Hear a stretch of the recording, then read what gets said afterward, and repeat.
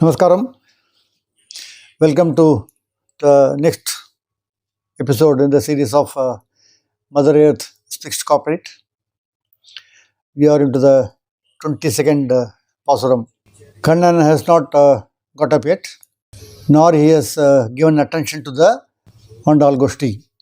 So, Sri Andal and team are wondering why Lord Krishna is still not looking at us. He is indifferent and still ignoring us.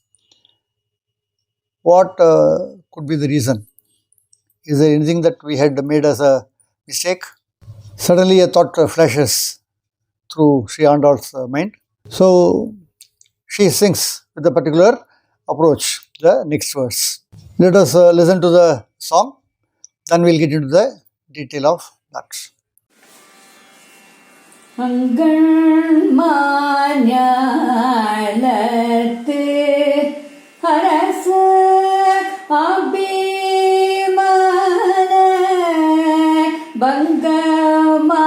வந்து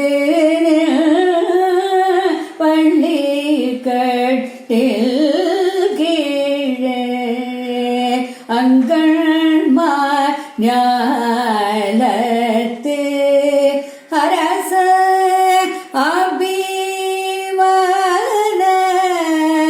பங்கமாய் வந்து பள்ளிக்கட்டில் கீழே சங்க இரு பார்ப்போர் பந்து தலை பெய்து சங்க மிரு பார்ப்போர் பந்து தலை பெய்தோம் கிங்கிணி வாசெய்த தாமரை பூ போல செங்கல் செய்து சிறிதே எவுமே விழியாவோ செங்கல் செய்து சிறிதே எல்மே விழியாவோ திங்களோ ஆதித்தனோ எழுந்தார் போர் அங்கள் கொண்டு எங்கள் மேல் நோக்குதியே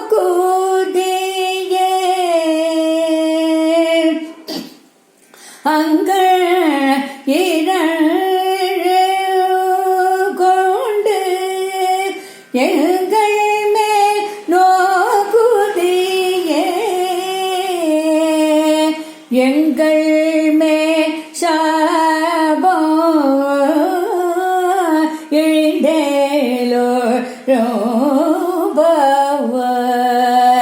அங்கள் இரண்டோ கொண்டு எங்கள் மேல் நோக்குதியே எங்கள் மேல் சாபம் இழந்தேலோ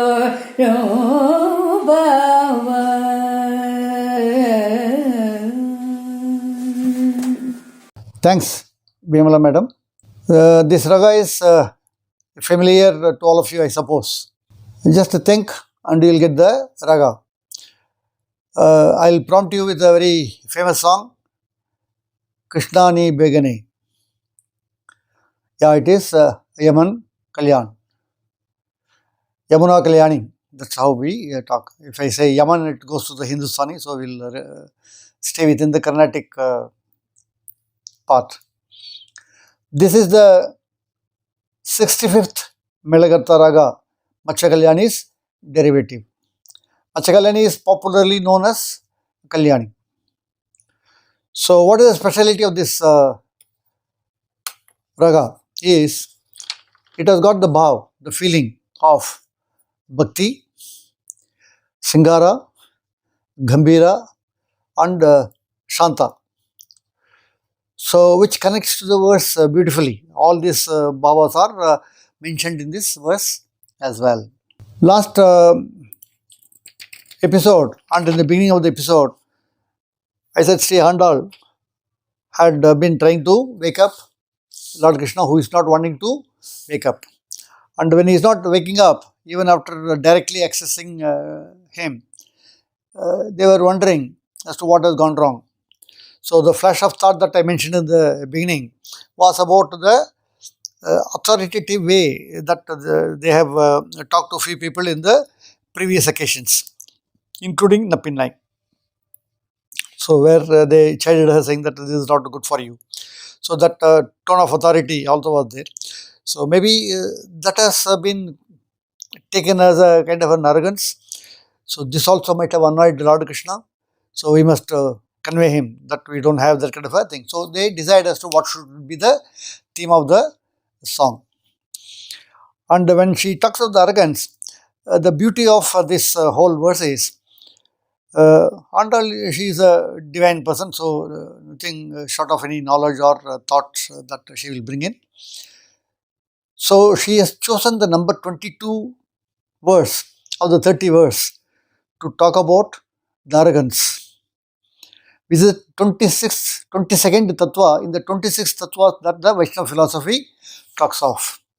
It has got all those, the five senses, five elements, the Jivatma, Paramatma, it lists 26. The 22nd is the Ahankara. That Ahankara is arrogance. That has been brought. That is a center point of the entire verse. That's the beauty of the whole thing. In the process of reciting this verse, she does it in three parts. The first few lines, she puts the message that we are not arrogant. The next few lines, she describes and praises the beauty and the power of Lord's divine face, and then finally places her a request. The song goes like this: Angan Manalat Arsar Abhibana Bangamai Vandinin Pallikattu Kizhe Sangam Irpar Pol Vandu Talapedo.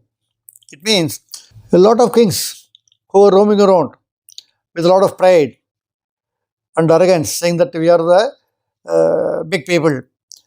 So at a point of time, they shed all their egos and arrogance and came and surrendered at your feet. Like them, we are also in the same way. We have shed all our arrogance. There is nothing. So we are at your lotus feet. So what is that we want? Let me say. Your divine face is beautiful. Your eyes are very, very beautiful. The eyes of yours we can compare to the anklets that people wear, the dancers. The anklets which have the bells. The bells are slightly open, within that the ball is there which makes the noise. It resembles that or the other way. And it is like a lotus which is half blossomed and half closed. So the lotus flower blossoms when the sun is there and it closes when the sun goes out. So Tingalum Adityanum, they are talking of the two things. So Kingani Vaiche the Tamari Pupoli. Kingani means the anklet, the bell of the anklet. Vaiche the Tamari Pupoli, lotus, like a lotus flower, is half open. It looks like you have in one eye the sun and the other eye is the moon. So use these two eyes, look at us, shower your grace. This is what we are wanting. That's how the entire verse gets completed. In the process, you also will notice that three important divine parts of the Lord Krishna is described and praised. Where what are the three divine parts and how it is connected here? The divine part that is referred here, as I say, it is the two divine eyes, Thirukkangal, the two lotus feet, and the Abhaya Hasta. The words that are used is Nokudiyel, look at us with your eyes. Talapeidom, we had fallen at your feet, lotus feet. Engel me sabam, the curse that we have incurred because of the sins that we have committed in the past. We may have committed in the past. By your grace of your looks, it will go away. That means it indicates I am here to protect you, the Abhayahasa. So many things that are connected in a small verse, which is got 8 line, 4 line kind of a verse. Amazing. Of course, that's a divine power. We can't expect anything less than that. So let us now look at some of the key points that we can learn out of this. The first point that comes to the mind is the ahankara. So she talks of that. So in the previous verses and things like that, we also had talked about our growth, our praise that we have received from others, etc., etc., etc. So as we grow and appreciated by all other people, it goes to our head. It might go to our head, then we become a little heavy-headed. So that might lead to the arrogance, which is the first step to destructive path that we cannot afford to have. So we must protect ourselves from this virus or vice as we may call it. The first point that comes to my mind. The second point is the word abhimana contains different types of prides, but one pride I will mention here is the self-confidence which is beyond, that is over self-confidence. So which also is the reason for the arrogance that will creep in all of us. And confidence is good, but we must have a limit. I now will bring another simple concept which is called in the management parlance locus of control. We are here in the universe. We are controlled in our activities and our progress, etc., etc. Who is controlling us? What is our belief? There are 3 types of beliefs. All the beliefs are there in us. We believe that whatever happens to us are controlled by our own selves only. But are we living alone here? There are people around us who also support us, whose influence also is in our growth and development. Ultimately, there is a supreme power, the God. We in Tamil we say avanandri or anuvam asayadu. Without his intention, nothing will move in this world. So we must believe in that. Of course, there are people who are in the denial. Let them call it as a chance. The chance, they cannot deny that. No, there is a chance. That's a real. That's a universal fact. It is going to be there as long as the universe is there. The chance is going to be there. So we are talking of 3 things which control us. One is self. Number 2, others. Number 3 is the supreme. So what is the extent of our belief? If the overconfidence is beyond a limit, then we will think that everything is controlled by me. That brings the arrogance again, which should not be the case. We must recognize that others are there to support us, develop us. And we must believe in God. For the denial, people in denial, I will say, we must expect the unexpected. Another way of looking at it. So this is about the simple concept of self-control. Number 1, we must believe in our own selves, but only to a limited extent. We must recognize others having influence in our life. The third one is we must expect the unexpected, which is created by the God. This is the third important point that comes to the mind. The other one is our job is to clear the ignorance of the people around us and also support them whenever there is a requirement. So again the comparison in the verse.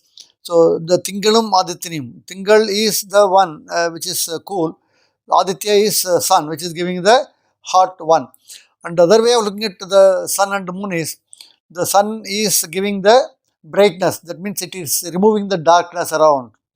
Like we talk about the ignorance. Ignorance is equivalent to the darkness. So we have to clear that. So moon is comforting. So this is a cool and comforting. So we should also have that kind of a attitude with us. The other normal management concept is blow hot, blow cold. Like the sun and the moon. Sun is blowing hot, moon is blowing cold. How do we connect it to the concept? Whenever you find a mistake in others, it is perfectly all right to be angry. You must show that anger. Then only they will be able to rectify themselves. But in the process of correcting them, counseling them, then you should do the blow cold approach. So the blow hot, blow cold approach is a twin strategy, which is a very, very useful strategy in our management progress. The other one is we are talking about the eyes. Eyes are the power of eyes. And we also talked about the other three things, eyes, the lotus feet, and the abhayhasta. How do we connect it to our corporate? The eyes can be related to an eye for detail. Whatever you want to analyze, you must have an eye for detail. You will not miss anything, so that that will help you in your final decision. And you must provide an easy access to people who are seeking your help, you are seeking your support. And the third one is to clear their ignorance, educate them. These are the duties of a good manager that we can derive out of this particular verse. And finally, I have used all these items as metaphor. The eyes, the lotus feet, the abhayhasta, the abhimana. So all these things are like metaphors. The metaphors are a very useful way of learning things, expanding our knowledge. And we are blessed with a lot of metaphors around us. Anything that can you see, an ad could be a metaphor. A mother is a metaphor which we discussed in a few verses before. So everything around us is a metaphor. There is a lot of learning opportunity that we have, and we must use them. That means you must keep your eyes and ears open, and keep the ear to the ground, and you will pick up a lot of things and use the metaphors for your individual and corporate growth. Uh, Beautiful connection to the corporate. Uh, Andal has talked of all these items centuries back, and they are still valid. As I said, no, in the previous verse, not a word has changed, not a letter has changed, not a sentence has changed, but the meanings are expanding, and touches every part of the life in us. So thank you very much for listening to me so long. So we'll meet again tomorrow with our next verse. I hope you are enjoying the journey with me, and we'll continue our journey for the next few days till we reach the 32nd episode, which will be the summary. Till then, namaskaram. I have put my 7-point slides. You can put a pause and read it and then close it. Thank you very much.